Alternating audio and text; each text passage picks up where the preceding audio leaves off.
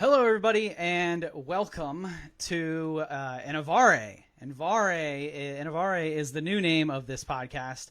It was Cloud Coffee and Code, but apparently somebody else already owns that rights, so we had to jump in and rename it. So Braden's actually going to be my first guest on this new podcast venture that we have. We did 40 episodes of Cloud Coffee and Code, and then of course we have to hop in and completely change the brand. But I am very excited to have this guest on this week for the virtual happy hour. His name is Braden Gall. He's been working with Athlon Sports since 2007. He's a University of Tennessee grad, which we're going to talk about that.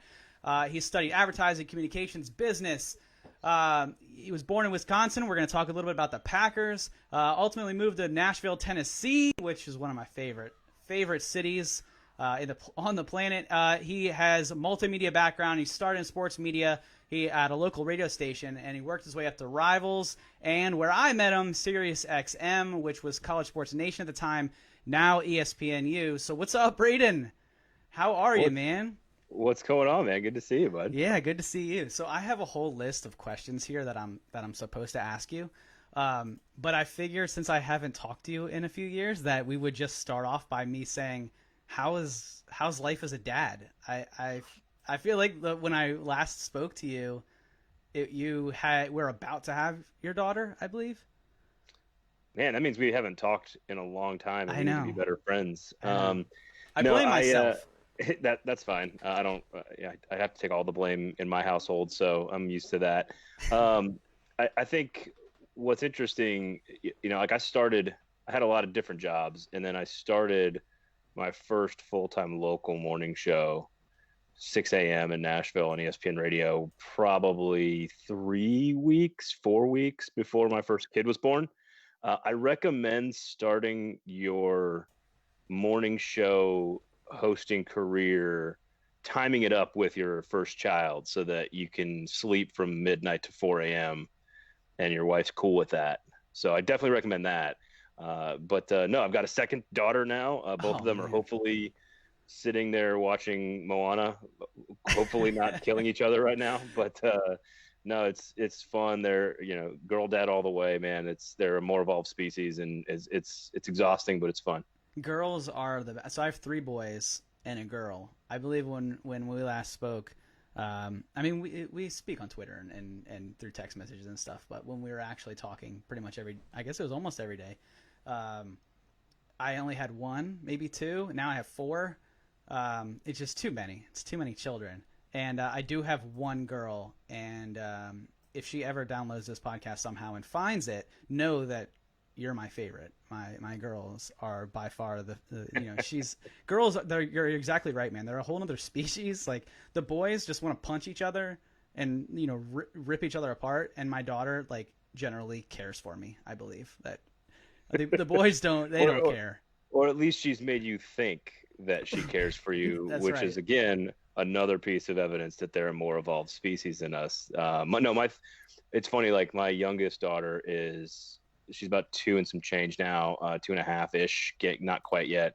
My oldest turns 4 in October, and they're just so different. And the youngest one was already acting at 4 months old in the high chair. She would fake cry. Right. I mean, dramatically fake cry, and then immediately stop and be like, "Are y'all looking? Right. Are y'all watching? Did you get what I was wanting there?" Yeah, they both are manipulative, of course, Right. but in very, very different ways. One of them's more overt and just and one of them's more sneaky. So it's a whole lot of fun, that's for sure. Well, I'm glad that you're having a blast, man. I knew you'd be a good dad, and I see the pictures and everything like that.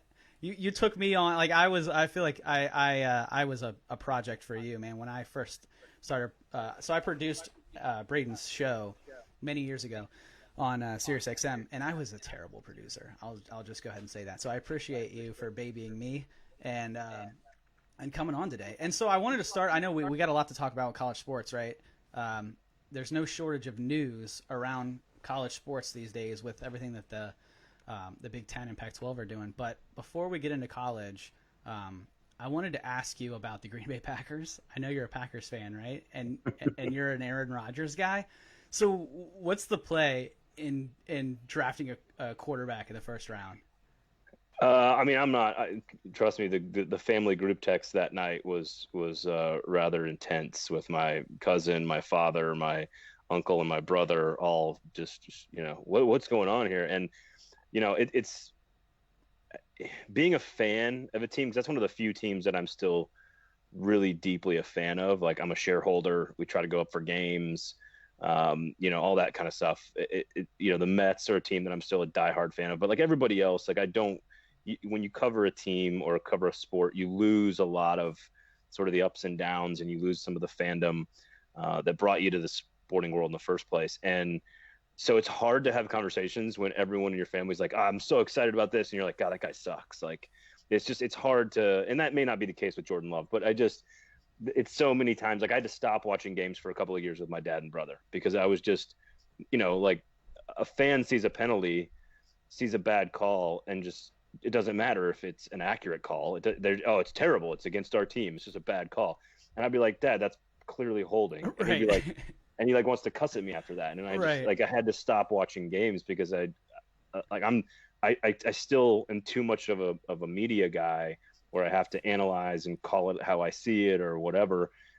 And, that means when my favorite team does something stupid, I can't just excuse it away as like another issue. Like it's not the ref's fault or the fans' fault or the other team's cheating, or like sometimes your team just sucks or does something wrong, and you just have to like admit that. And fans don't want to do that. Like that's right. I don't expect fans to want to do that. So I'm a Packers fan.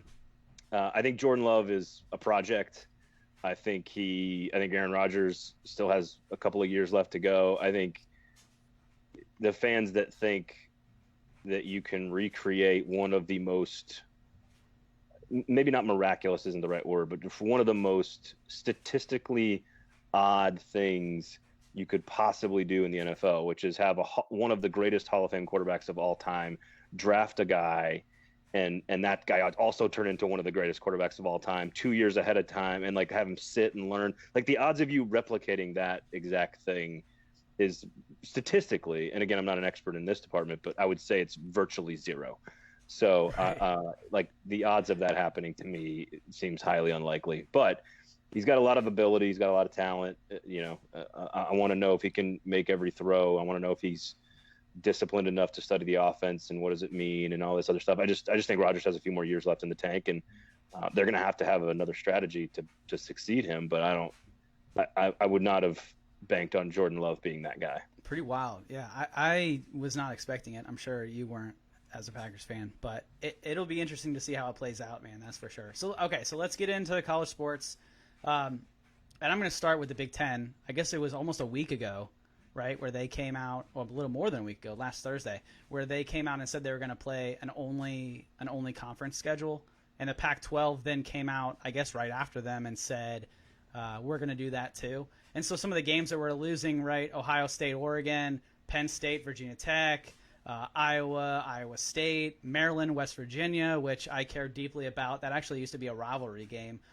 So did Penn State, Virginia Tech. So we're losing some games here that had some rivalry roots to them. But ultimately, what do you think of the conference-only schedule? And do you think that this is a trend, or do you think this is they're going to be the only two conferences that kind of do this? Oh, I mean, if you ask me how many conferences play a game this year, I might say none. but I try to be optimistic. I think,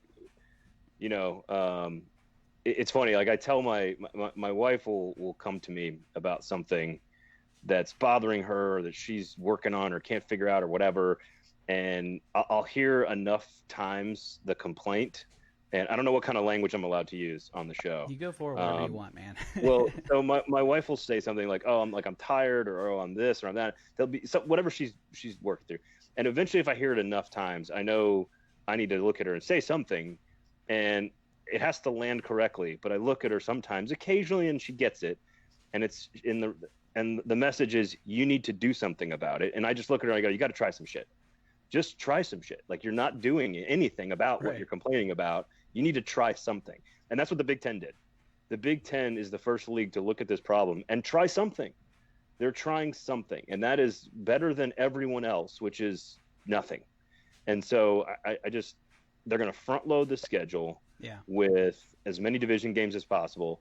I still think the most likeliest scenario is that every division sort of plays a round robin. Every division maybe gets a champion.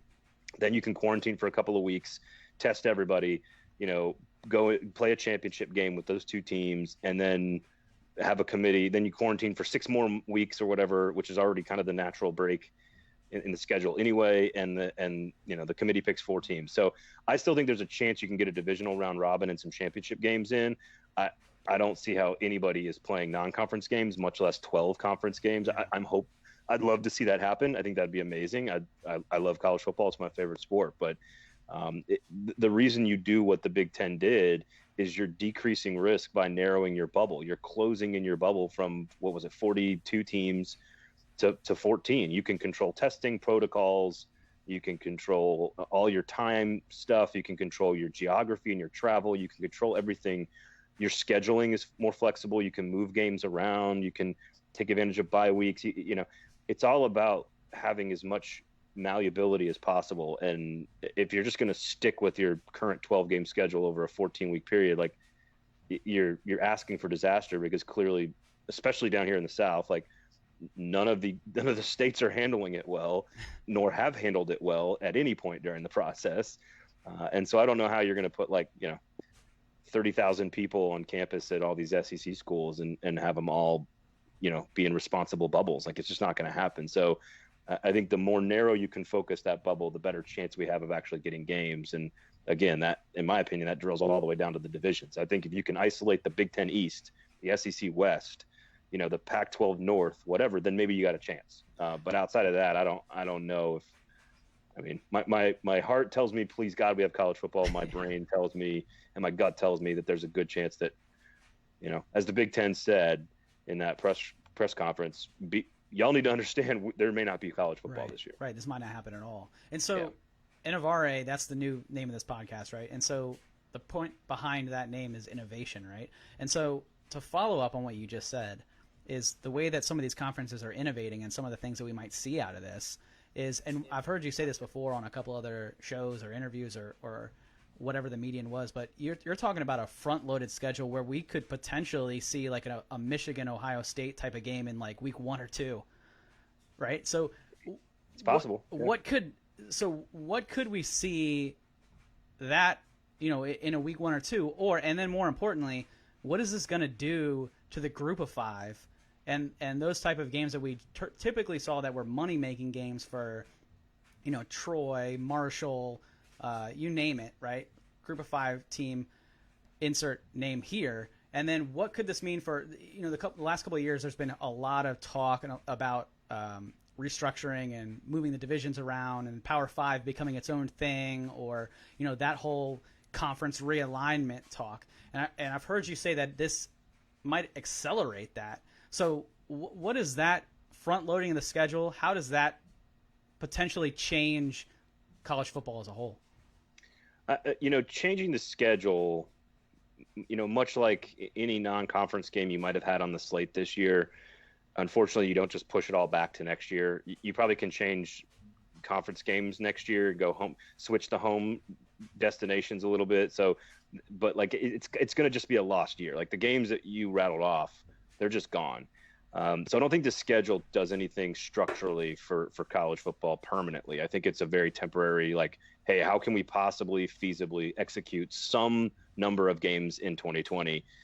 Not even in the spring of 21, but this fall, how can we possibly get a short burst of games in that's safe and, people aren't getting sick and fans aren't coming to games, but we can maybe make some TV money and maybe keep some, some hope for college football. I think that's a very temporary short term. How do we accomplish X goal today? And so I don't think the scheduling changing, or like Michigan, Ohio State playing in week 1, or whatever. Again, even if you were to design a division schedule, I don't think you'd put Ohio State, Michigan in week 5 or 6, because there's a chance you don't make it there. Right. So you kind of want to, maybe not week 1, but maybe week 2. But we haven't even had contact practices yet. So that's really the actual first like case study of, is this feasible, right? Is actually kids tackling each other and getting into giant mosh pits with each other on a football field. So that's when there's actual transmission and you can't socially distance on a football field. It's the most congested sport in all of sports. I mean, it's just a big pile of dudes. So The other stuff I think is very much has, potential ripple effects. I don't know how, when, and how it looks, but the group of five, we're already seeing athletic departments cut programs that are non-revenue generating. We're already seeing teams cut postseason tournaments for next year in the spring of 2021. I mean, the budget crunch is going to be very real, not just like it is for every walk of life in during this pandemic. So, and the economics of it all, of course, are tied to the virus. It's not a binary choice. If we get the coronavirus right, then we get our economics right and our schools right. So it's all tied back to how we shut down and handle the virus, which of course we've done brilliantly as a country. So I think there are some potential, should there be a commissioner of college football? That's a really big conversation we're having, because there's a lot of talk that the Big Ten and Kevin Warren maybe broke from the rest of the Power Five and did what they did on their own because they thought it was best for them, which is okay. It's shrewd business. But if there had been a commissioner in place, could there have been something handled better? And I don't know if they would have. This is about public health, which is incredibly complicated. It's about national messaging. It's about, it's about a million things outside of just our 18-year-old kid's going to stay in a bubble. It's not about just the commissioners getting along and communicating. So I don't know if a commissioner of college football would have helped anything, but that's something that, for example, could come about in a faster way, because this feels a little disjointed, and had everybody been on the same page, maybe there's a chance that it works. I think more conference games, doing away with divisions, expansion of playoff, anything that you think structurally could have happened in the next few years in college football could absolutely be accelerated and moved into the forefront. And the G5 and the P5 breaking apart is probably the biggest concern. I think there's some power brokers in every area of this that want to keep them intact because it's good fodder. But if you start looking at big programs, Alabama's, Ohio State's of the world, they had already started to shift their business model a little anyway when it comes to scheduling, because you're fighting an attendance battle in normal times, and you're fighting, how do I generate as much interest for my television partners? The two biggest money makers for college football programs are attendance at games, ticket sales, and television partnerships. And in scheduling big time opponents, that's when you generate the most ticket sales and the most attendance and the most interest in your television show. So I was sort of looking at these big time programs going away from you're going to play 11 Power 5 teams, for example. Like I could see Alabama paying 11 Power 5 teams in the very near future and having a single non-conference game against Troy in state to help them out. So I don't know. I think there's a lot of those things to consider. I think expansion of the playoff is going to come.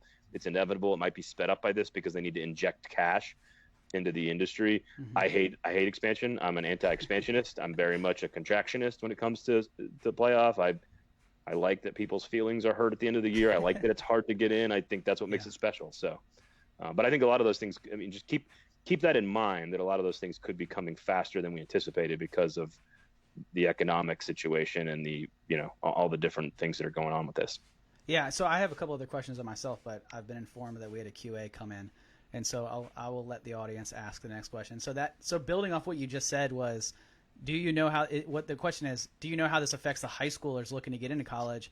And then ultimately the NFL draft, if we don't have a season, how do you take a look at the people who have not played for a full year? And then at the high school level, what does that do for recruiting when a kid didn't get to play his senior year, and maybe even his junior year in some sports? What does that look like? Yeah, I've been fascinated by that question for a couple of weeks now. And I'm working on putting some together for the Athlon Sports Cover 2 podcast audience. Rate, review, subscribe, because I think it's one of the things that's not being covered in this process. I think the NFL players, the prospects, the NFL teams spend millions of dollars to acquire talent. And even then they screw up half the time. And so I think that they're going to pick and choose and poke and prod and find the guys that work. We know Trevor Lawrence is really good, right? Like we know that he's probably your first pick. We know some of these guys, Alex, the Alex Leatherwoods of the world. Like we know who's going to be, top level draft picks, and their stock. Sure, some guys gain some stock in their final season. Some guys fall. There's no questions about that. Look at Matt Barkley. But I just think that you're still going to go through that same process. There's still going to be the combine. There's still going to be the pro days and the testing and the interviews and the medical evaluations. I don't think that's there might be more uncertainty with evaluation in that, which makes the draft more interesting, and maybe more misses than hits. And that part's interesting, but I don't think that affects too many people. It's a small percentage of players that go through that process. I think the high school is a really big story that no one has really talked about. And I'm not trying to go full Al Bundy on you here, but I played middle school and high school football in Texas and Tennessee growing up. And outside of like playing defensive line in 7th grade, I didn't start at all until my senior year of high school. I ended up being a pretty good player. I got small school offers to go play elsewhere, but had I not had a senior year where I put on 25 pounds of weight and grew and got bigger and worked my butt off in the off season, I would never even been on a field. I would not have, nobody would have ever seen me if we had a pandemic that year. So there are so many stories like that of young kids who don't really have an impact and get late offers in their senior years because they grew up, they developed, they gained weight, they, whatever, a million things that you do when you're 17 years old to become a, something that you love, which is maybe a college athlete. And it's what I did. My intent was never to get a scholarship. My intent was just to play on the field and get actual reps. And, I won some awards my senior year. I never would have had anybody know anything about me. So, and I was nobody. So just take that and apply it. Just expand it to thousands and thousands of high schools, and take that story and just, multiply it by 10,000. And that's how many kids might not get offers to go play because nobody saw them their senior year. Nobody saw the work that they put in the off season turn into something on the field. So I think it's a huge story that no one is really covering. And so I think it's going to affect, not only schools finding good players late in the process, but it's going to really affect a lot of kids who would have had scholarship opportunities and maybe won't now because they just didn't get to sort of display their work behind the scenes on the field, for lack of a better phrase. Yeah, I remember. So this is not the same thing in any way, but when I was a junior in high school, the DC Sniper happened locally. So, and they moved games, high school football games, away from the Northern Virginia area where I live and moved them down to Richmond. And then a shooting happened down in Richmond, and they canceled the college football season, or not college, high school football season for that year. It was my junior year of high school. And so that made those players, had to reach out to local schools. They, instead of going out of state or something like that, you saw more players playing for like a Salisbury or a local smaller school. And that ultimately could be what happens out of here is as players, instead of getting that, if you're an East Coast, instead of getting that California offer, now you're getting, your East Coast offers and that are more localized, which I think is pretty cool. I like it when players stay near their hometown, but it's definitely going to be interesting, especially if we have 2 years. I mean, a lot of people, the NFL or the football season last year pretty much got played, or did get played, but the basketball stopped and spring sports didn't even happen. So if none of it happens, then you're in some cases you're talking about 2 years off, and a lot of those players would have played spring football or the 7-on-7 leagues and all that other stuff that you're talking about. It's going to be really interesting, that's for sure. And so I'm going to transition into the pro real quick because I wanted to get this question in before I told you I would keep you for 30 minutes. I want to be honest about that because you're good. Moana's probably coming to that area. So locally, like I said, I'm from the Washington, D.C. area. You know this, Braden. I'm a Redskins fan. I don't even know if I can call them that anymore. I guess they're going to be Red Wolves or Warriors or Red Tails or whatever it is, right? There's a lot of stuff that's come out of them recently. I don't know if you've seen this, but there's a national story now that came out about the sexual allegations that have come out, and a lot of blame, finger pointing, I don't know what you want to call it, has been pointed at the local media and the way that they handled this story and the kind of the teasing of this story that the Washington Post ultimately broke. What do you have to say about this? I know that teasing stories has long been a part of the media, but the way they did it, I think, was a little not the classiest of ways to go about this. Yeah, it's interesting. There's like a lot of different angles here, right? Like we could have a discussion about the actual Washington, racial slurs. We could actually talk about that and joke around and again, I think there's a giant money-making opportunity for anybody that changes their brand, because you're just going to sell a boatload of merchandise, and you've got an opportunity to actually generate tons of revenue on that. It's also the right thing to do. I mean, I wrote about this for Athlon probably, God, I don't know, 7-8 years ago. Like, it's not like I'm a middle-aged white guy. It's not up to me if it's offensive. So if somebody else is offended, and maybe we should listen to them. That's kind of what we're doing right now in this country. So I think that's kind of a separate conversation. Then there's another conversation about the actual allegations and the actual story and the actual impropriety and the actual misconduct, and is anything actually going to happen to the guy in charge because of what took place? And I think there's a lot of cynics out there that are just going to be like, no, probably not. And that's really, really unfortunate that that's where we are. That's another conversation. Then there's the third conversation, which you sort of asked me about, which is, what is sort of the ethical line on what to do with stories and how to handle them? I think, without having read every single tweet from every single reporter, I definitely saw some people on my timeline saying, hey, I'm hearing big things, huge story coming out of here. Let's keep it going. Like eyeball emojis or whatever. Yeah. Like it doesn't feel appropriate for sexual misconduct. It doesn't really feel appropriate in any situation, but I also understand one angle of this, which is not necessarily the public tweeting or whatever. I mean, again, looking at our politicians, like tweeting your dismay about something is the bare minimum thing you can do about anything. It doesn't really actually do anything. So I don't know about that part of it, but behind the scenes, if you're a bunch of reporters who want to make sure you tell the story of a bunch of people that were mistreated, women that were mistreated, I don't have any problem with people trying to keep the story alive and make sure the story is going to run, or is got the right sourcing, or has been edited correctly, or whatever. If you've got something to add to it and you can help keep it alive and keep it going so that it becomes public and is well documented, I don't really have a problem with people sort of with the right motives saying, no, this is a really big story y'all need to pay attention to. Again, I don't know how publicly it feels weird. I think privately you can urge your colleagues to do the right thing. You could urge, there's things you can do behind the scenes, sort of quote unquote off the record, on background, whatever, that is trying to help the process along. I don't think you need to be, like you said, throwing emojis on Twitter about somebody that might have been treated this way. It just doesn't feel appropriate, and again, even if it was something different, what didn't involve something this important, and I'm thinking about like recruiting violations or something, right? I still think it's kind of weak. Like, we all know stuff in the media. There's a lot of stuff I know that I can't go on the air and say. Right.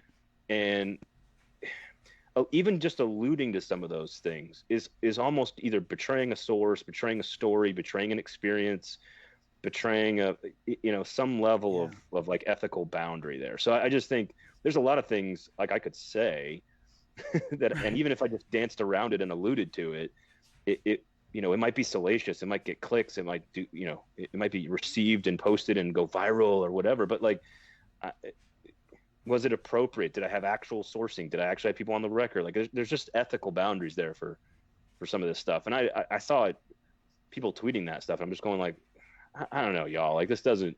And then you see the actual story and you kind of hear behind the scenes what it is, and you're going, this definitely doesn't feel appropriate right now. Yeah.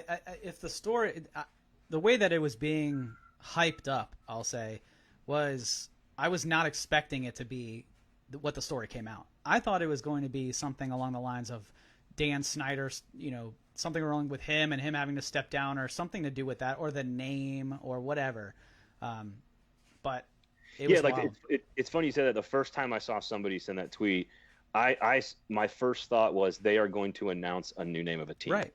That's exactly what I thought. That's a huge story in the football world, not the life world, but the football world. It turns out this is a far more important thing, although maybe not. Maybe they're both pretty important.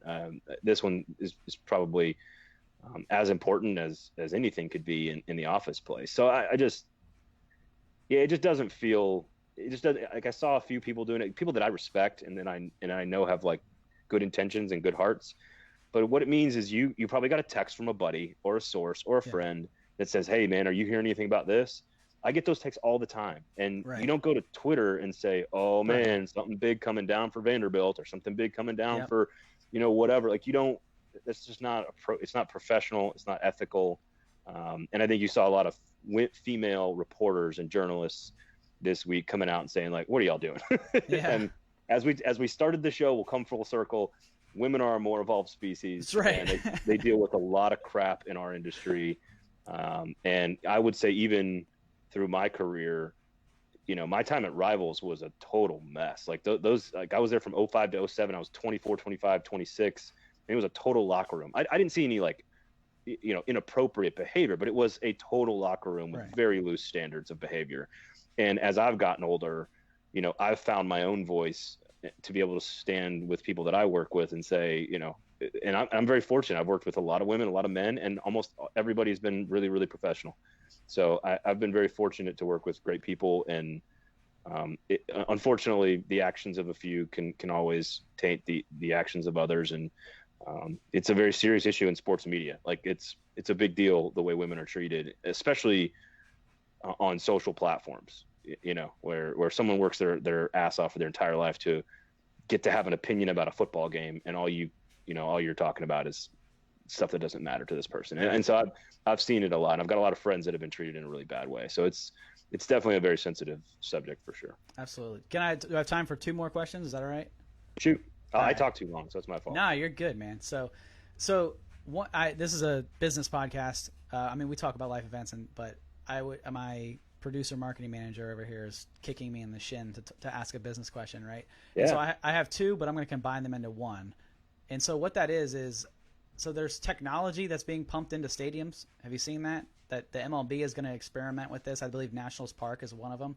And another thing that the MLB is doing is that you're able to purchase cutouts of yourself and put them in a stadium. And if your cutout gets hit with a foul ball, then you get to keep the ball. What do you think of this? And then are you a fan of this? Do you think this could play down to the college football level? Like, where does this end? I don't know, man. Capitalism until we die. Listen, I think what's hilarious about I think I saw a story about the Dodgers selling like $300 cutouts per seat, and I was just like, nothing combines American greed and American vanity more than buying a cardboard cutout of yourself to put in a stadium at a game that you're not going to be at. It's now I get it. Teams are trying to be innovative to try to generate revenue. There's no question about that. I was watching some MLS last night and I was like, oh, they've got sound now. They've got crowd noise now. They didn't have that in the first couple of games. So there's some evolution there that's going to take place because we're in this upside down world right now where nobody really knows what to do. And so everybody's kind of learning on the fly.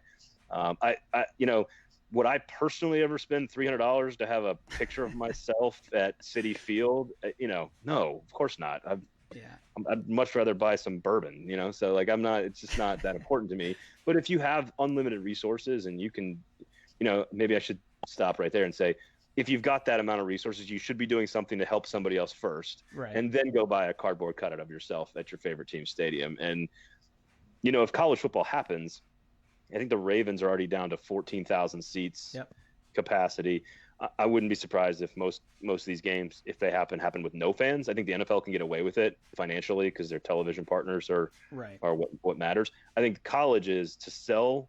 If you're trying to find unique revenue streams, I think if you're Alabama, if you're Ohio State and you could sell for $100 a pop a cutout of yourself, and then you get a photo and maybe you package it with some other creative social media stuff where all of a sudden now your cardboard cutout is with the players or something. You know what I mean? Like you could do creative stuff to where you made it worth it for the diehards to spend the extra money to have that experience. Right. Maybe sign the cutout or something like that. You can get innovative. Yeah. Get a fat head of yourself signed by Justin Fields if you're an Ohio State fan. I bet you somebody would pay for that. Absolutely, somebody would pay for that. All right. So last question, I promise, and then you can get back to Moana. I think Cinderella's probably playing on the background somewhere. We've watched Moana too many times. Although the soundtrack, love Moana. The soundtrack is so good. Oh yeah, no romance. I got 2 little girls, so no romance. That's there, right. It's just a killer chick just dominating the world, just all by herself. So. It's a great movie, and The Rock does a great job. So, this is a question that came in: how does somebody get to where you're at in sports? Like, what was your journey like, and what advice would you give to somebody who was looking to get into the radio industry? I will say that I tried for about 10 years, and it is very, very hard. But what advice do you have to somebody trying to get into the sports industry? Yeah, it's funny. Your 10-year line is actually going to blow up my one-liner that I've used basically my entire career, which is essentially be prepared to be poor and frustrated for 8 years. And if you can make it 8 years and being relatively poor and frustrated, but somehow you're making ends meet and you're still growing in your profession and you still have a job at the end of 8 years, you're probably going to make it. I say that now tongue in cheek after you said 10 years, well, but you know, I went to Sirius. I made it to Sirius, and I was if I had held on for maybe another year or two, I probably would have made it. Well, it all depends on what you also deem successful. Like I've never grown. Even starting in this business, I never thought, like, my goal in life was never to be like a multimillionaire Colin Cowherd. Like I just never was anything that I thought of. I loved football. I loved talking about football. My dad took me to sporting events since I was 4 years old. Like I was literally nicknamed Sports Boy, I think, at my house. And so it's been a part of my life. I played every possible sport growing up: hockey, soccer, and football primarily. Lots of baseball early on, and you kind of I stumbled into it. I was in the right place at the right time.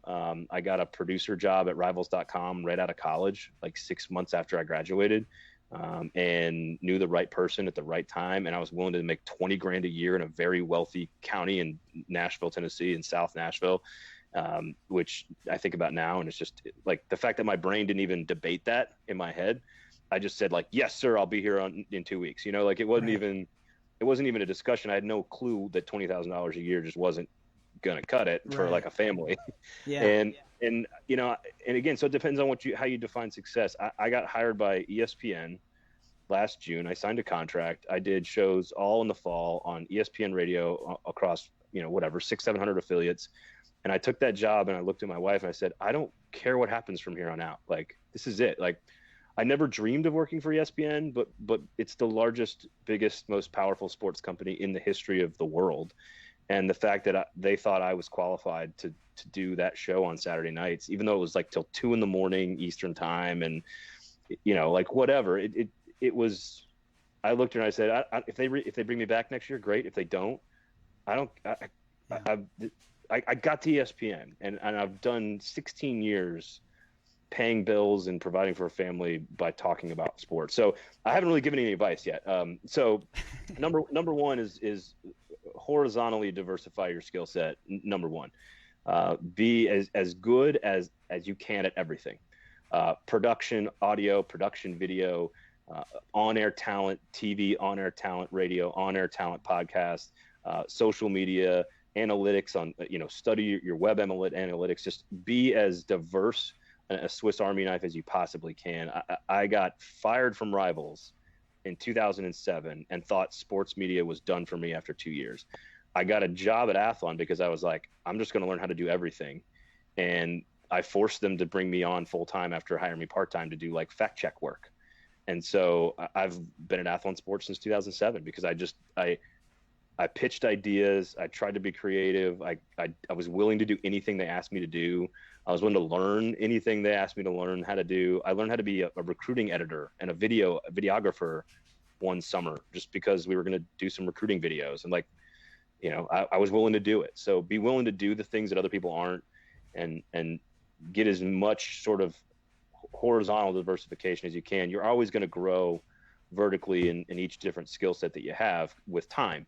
But you can really go spread your wings and make yourself more valuable by learning all the different skills that make you sort of a multimedia Swiss Army knife. Now, make sure you focus on what you love and really hone in on that one skill set, which for me is, radio, audio. That's the thing that I've always loved the most. And so I've worked the hardest at being that and doing that. And it's sort of paid off. I mean, my show got canceled in February. I'm furloughed from 2 companies unofficially, and I have a podcast. So I'm not exactly a picture of success at this moment, but I got some future plans. I got some things in the works, and again, be willing to work harder than the other guy and do whatever it takes. So it's kind of cheesy cliche stuff, I guess. No, I mean, that's entrepreneurship, really, right? I mean, that's pretty much any field is you got to be prepared to eat crap, you know? Oh, Like and our industry is atrocious. Like I've never been in an industry, not that I've been in any other industry, but I talk about it with my buddies who work in other fields, and the sports media and the sports world in general is the only one where people just don't even respond to requests, like professional. right. Like it's a bizarre industry. Like it's just very strange. And it's because they sort of just assume everybody's doing it out of love and out of passion, and that they don't have any bills to pay. So, Right. Yeah, I was in the industry for a while, and I slept in my car some weekends. I had to register to become a New York State citizen. I became a New Yorker for 3 days because my car got towed, and they wouldn't give it back to me unless I was a New Yorker. So I had to go to the DMV, do all. That's another story for another day. But yeah, dude, it's fantastic. It was not fantastic. I have such No, a not for gripe you. against It's a New fantastic story today. Oh yeah. I mean, I have plenty of stories, man, and it was fun. I mean, I made it to Sirius. That was full circle. Like coming out of college, I applied to work at SiriusXM and didn't get the job. Went through 2 interviews and didn't get it. And that kind of created a new podcast, and I ultimately started an online radio station and went through just grinding and busting my ass for years, and then ultimately came back full circle to SiriusXM and producing your show. And that was like, at that point, it's similar to what you're saying, like for working for ESPN, it was like, I did it. Like everything that I had set out to be was to be a producer at SiriusXM, and now that I did it, and then a second kid came along the way and kind of screwed up, the next couple steps of that plan. But Yeah, that sounds like a you problem there. it was a me problem, very much a me problem. It was fun though, man. I had a blast. I still have such a passion for sports and radio, and thank you for everything that you've helped with, man. You've come on a few of my shows, and I appreciate all of it, dude. But so let's put a bow on this. And so, how can people reach you? I know Athlon, right? You guys have a magazine coming up, and I believe that it has the potential to be, for the first time in history, 100% correct. So we want to make sure people get that. So how can people reach you, and then how can people get the magazine? Yeah, I mean, number one is Twitter, at Braden Gall on Twitter. You can follow me there. So always, I try to interact as much as I can, and I'm way too obsessed with Twitter. So that's number one. The Cover 2 podcast is a college football podcast. We cover all 130 teams, and we cover the tough subjects and the fun subjects. And so we try to be as creative as possible during a time where there's been no games. And so Cover 2 podcast, wherever your podcasts are found. We've been doing that for a few years. And buy a magazine, athlonsports.com. Certainly the college football magazine's been out, and it sounds like you've been listening to the show, because I did say that this week that if there's no college football, in theory, we didn't get a single thing wrong in the magazine for the first time ever. So nothing was right, but nothing was wrong. So buy a magazine, athlonsports.com, and a lot of really talented men and women put that together and work really hard to get some good reading content out there for people. And I like still holding books and magazines in my hands. So you can order a digital copy, and we'll ship it to you too. So that's basically it, I think. I don't really need to give all the Instagram account and everything. You don't want to give your home address or social security number or anything? No. Okay. I'm good. Well, I appreciate your time, man. Thanks for your time. I know we went a little over, so hopefully Moana's not hitting the credits, and you got a few more minutes to relax. But thanks again, Braden Gall, Athlon Sports. Check his stuff out at Braden Gall, right? That's your those are your handles. So, all right, guys. Well, thanks for hanging out. This has been another edition of your virtual happy hours. We are no longer Cloud Coffee and Code Podcast, but you can still go to cloudcoffeecodepodcast.com for this episode and all former episodes. Spotify, iTunes, YouTube, that's where they all live. Thanks for checking us out. We will be live again next Friday at 4 o'clock. Until then, cheers, guys.